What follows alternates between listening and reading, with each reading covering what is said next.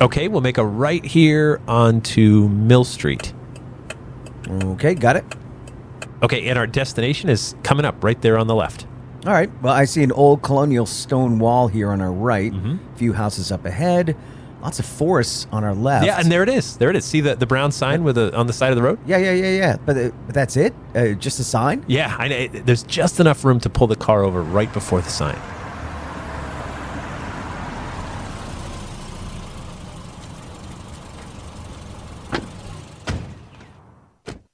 This is why we're here, Ray.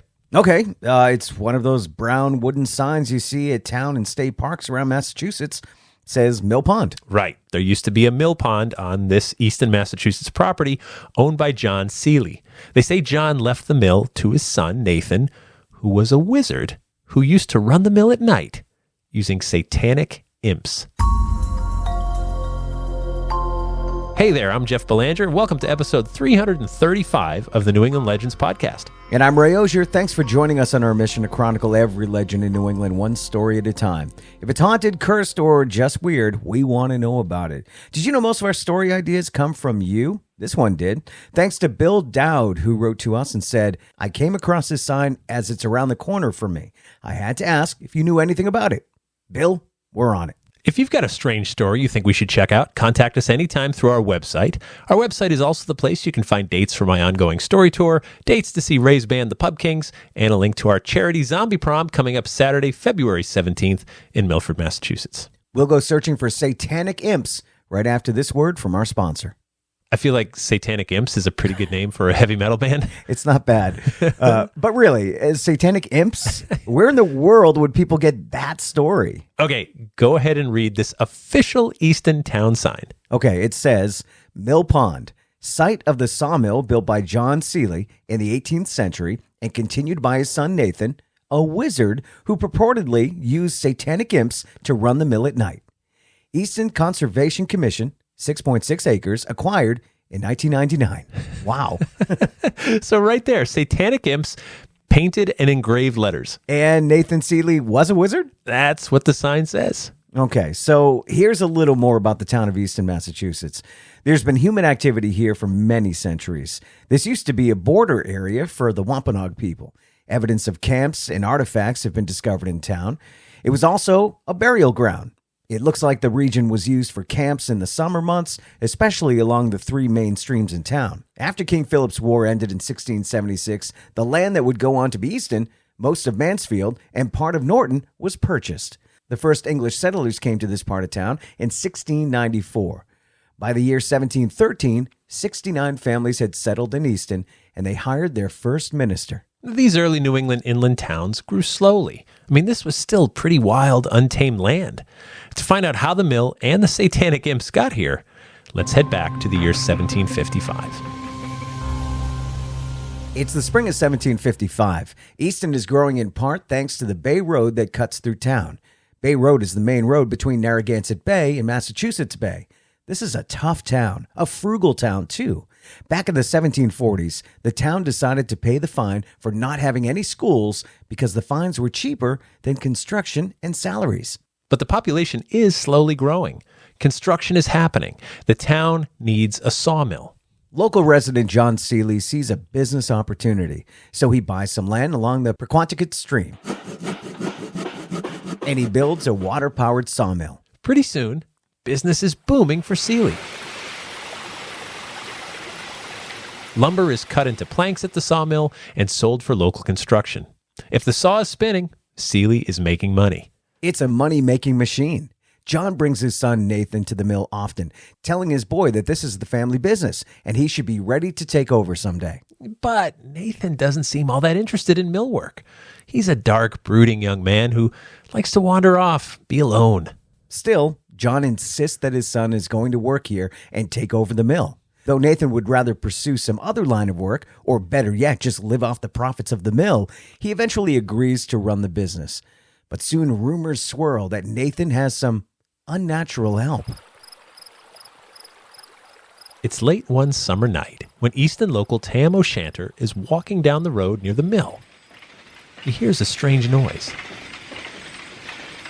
It's the sawmill. It's running at night, in the dark. Shanter sprints off for home, petrified by what he's heard and believes he's seen. No one runs a sawmill at night, especially in the dark. It's way too dangerous. That's when locals begin to whisper around town. Some are suggesting that young Nathan Selee is a wizard, that he's in league with the devil and practicing dark arts. I heard someone suggest that imps from Satan must be running the mill at their master's bidding. That's how it's running at night, so Nathan can go off and do what he wants while still earning money. Some suggest the boy sold his soul to the devil to make it happen. While the sawmill mostly runs during the day, every now and then, someone will hear what they believe is the sawmill running at night, which starts the rumor mill going once again. Jeez, I get it. Well, the sawmill closes down for good around 1792 and begins to slowly rot back into the woods. And that brings us back to today. Okay, we have one more place to visit. It's only about 500 feet away down Mill Street.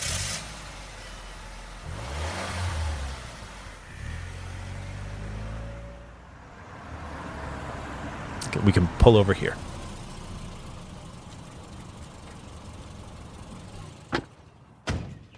All right. Well, we just parked in front of a small cemetery. It looks well maintained. It's surrounded by stone walls on all sides. I could see maybe 100 or so headstones. Yeah, this is John Selee Cemetery, which is ironic because Patriarch John Selee isn't buried here. But if we walk over here by the wall, we can see this headstone.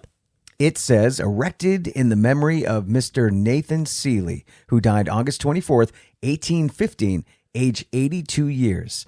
So he lived to a ripe old age. He did.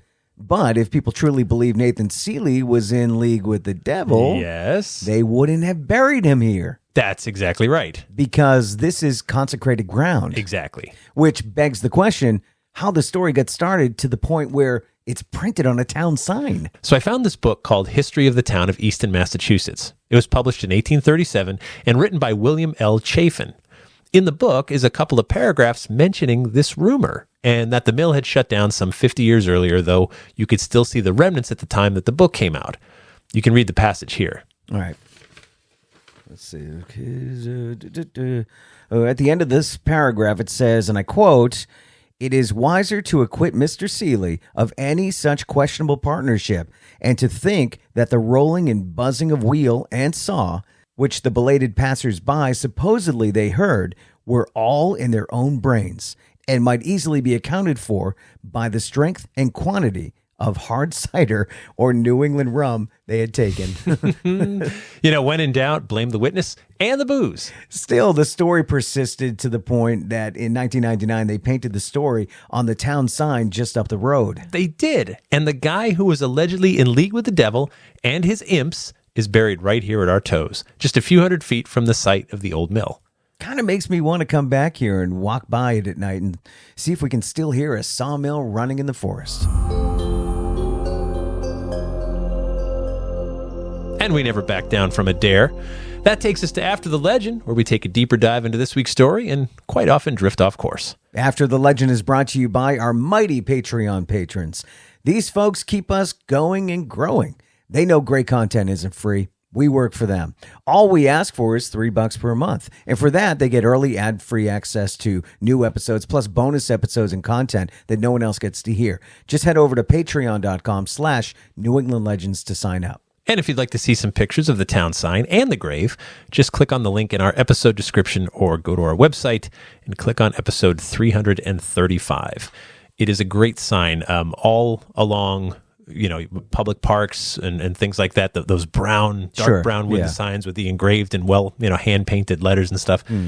You can't miss it. And it's one thing to say Mill Pond land acquired in 1999. It's quite another to say Satanic imps and a wizard. I wonder how many people actually stop and read the whole thing and see that, because you would never expect that on a sign like that. No, you would just expect this was once John Seelee's mill. Fine. Right. We acquired this land in 1999. It's for conservation. Fine. But to put the Satanic imps, you're just asking for people to come look at, right? Not even questionable. It was Satanic imps. They were so specific about it. Yeah. There's everyday imps And then there's satanic imps, which is a whole other thing.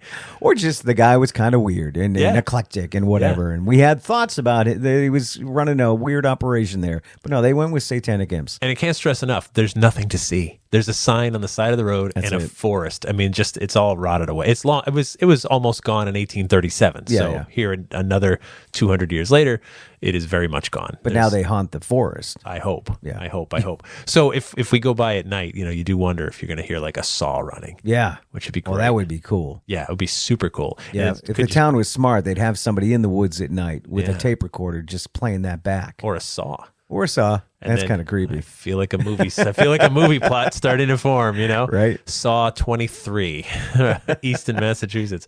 But what's cool too is I like when folklore and legend makes it onto a sign funded by town taxpayers. Right. I wonder if anybody was against this at town meeting. I don't know. It's probably one of those things that someone slipped through, and I would very much like to have a beer with that person. Right. How did you do that? Who's just like, no one reads these proposals when we say what we're going to put on the sign. It's a historic sign by the mill. They're like, yeah. So I just want to put this on it. Yeah, rubber stamp, approved. You got it. Stamped. I think at some point, if this show keeps going, then we need our own New England Legend signs that get put up at these locations. Funny you say that, right? Oh, it's happening. No? Well, we have an app. We do have the app. Yeah. But how cool would it be to go to the coordinates on the map and then see it? Almost like that take your picture here at Disney type thing. New Hampshire has signs that are, they have historic signs. They're very nice. They're cast iron and they're embossed and hand painted. They're beautiful. There's one for Betty and Barney Hill's UFO abduction site. That one, yeah. So there's that one. And then there's birthplace of Uncle Sam, which one of our other stories. Another sign like that. So they do have some pretty cool signs up. But I agree. I think it would be neat to have like an official marker of saying like this is where something happened. That's a lot of town meetings we have to go to though to get approval. And if there's one thing that's efficient and smoothly run, it's a town meeting. Right? And never mind the cost of these things too. Yeah, forget all that. I just mean like to go to each meeting and then the follow-up meeting and then the meeting after that. Okay, so here's a different idea. We just go in the dark in the cloak of night, right? Just put one up. Put one up, but just yard signs. That's it. So we're not maybe we could find one that's like $10 and we can write on it ourselves to save a little money. So we'll hand print it, yard sign, dead of night. We'll go to these locations. I swear we're not going to talk about politics, but we do know that there's an election coming up in November. Right. And it's going to be ugly. There's going to be signs everywhere. Well, how about after the election? Everywhere are signs. We just start taking all the signs. Oh, yeah. And then we just copy over them. I don't care who they're for, right? Sure. Pro, against, I don't, whatever, it doesn't matter. We'll just put over the sign like, hey, this is where the Satanic Mill was. Right. And this is where, the ghost has been seen by the cemetery. You know what would save us a lot of time? If people that lived in these towns did that for us. This would help a lot. Just saying. November's coming. There's going to be a lot of useless signs left over when it's done, do something with them. Yeah. I like how we were going to do like legit signs and then we made it all the way to, we're going to sit on the couch. Yeah. Can you guys put some signs up at these locations for us? Frankly, this beer is not going to drink itself. You know what I mean? Like, oh, it's funny. We would do it, but later, Yeah. Is it enough that we just find the stories and share them? And they're on the app. We said, so the New England Legends app, it's free. Get it in your app store right now. Lauren Middleton, thank you. It's got a map on there with every story we've ever covered. So wherever you are, it'll use your GPS and say, oh, here I am. It'll show you nearby stories. So it's like a virtual sign. And I think you'll be surprised how close you are to a story wherever you are in New England. You ain't far now. I mean, there's like 350 plus pins in there and growing every week. Every week we add a new one. So happy belated birthday to Lauren, by the way. Yes. She just had a birthday. Did she? Yes, she did. Happy birthday. Belated happy birthday, Lauren. Thanks for, she'll be at Zombie Prom. Awesome. Yes, she'll be there again, which is great. So yeah, no, I love the sign. I imagine, we found about it because one of our listeners drove by it, lives near it, and just said, what is that? Saw it. Probably one of those things where you drive by it 100 times and you're like, I'm going to read it. Yeah. There's no one around. I mean, it's a pretty lonely stretch of road. It's not high traffic. So you just go, I'm just going to stop and, oh my gosh, Satanic Imps. Are you kidding me? Right. And then what I love even more than the sign is that Bill thought to email us and say, hey, what is this? Right. Because I didn't know about it. And we got a whole episode out of it. We got a whole episode. Bill, I didn't know. This is why we appreciate when people write into us, because don't assume we know it. We don't live on every little back street. Right. So, and there's so many stories out there. So many. I think when we first started this, you were afraid that we'd we'd be done in 30 episodes, 40 episodes. Yes. And look where we are now. Don't have that fear anymore. So, yeah. And you hit all the ones you knew already. Right. And now this is all new to you. A lot of these are all new to you. I never knew this one. So this is great. And I love that. Yeah, no, at the beginning it was just like, I could think of like 20, 30 I wanted to do off the top of my head. But then I started going, oh yeah, those are the big ones. And then we said, Joey, man, we're going to find others. But thankfully you people who are listening to us started to write in and say, I know a story, and that's helped tremendously. Yeah, we appreciate you. So give us $3. Yeah. If you're not a Patreon patron. Become a patron. Yeah. We're thanking you and asking you for money. And let's, I love that we celebrate the weird. You know what I mean? Yeah. We live in a time where towns are starting to look awful lot like each other. Not much unique to them, but I am unaware of any other mill run by satanic imps. No. Anywhere in the world, let alone New England. So I think they unionized though. They did. Yeah. So they're still around, but it's a dark union. Yeah. And part of the thing is they don't promote No, themselves. and the dues are awful. Yeah, I think it's your soul. So careful. Please be sure to subscribe to our podcast wherever you get your podcasts because it's free and we don't want you to miss a thing. Please also help spread the word. Join our super secret New England Legends Facebook group, download our free app on your smartphone, and post a review for us on Apple Podcasts. It helps a lot. The bigger our community, the more stories that come in for all of us to share. Would like to thank our sponsors. Thank you so much to our Patreon patrons, and our theme music is by John Judd. Until next time, remember, The Bazaar is closer than you think.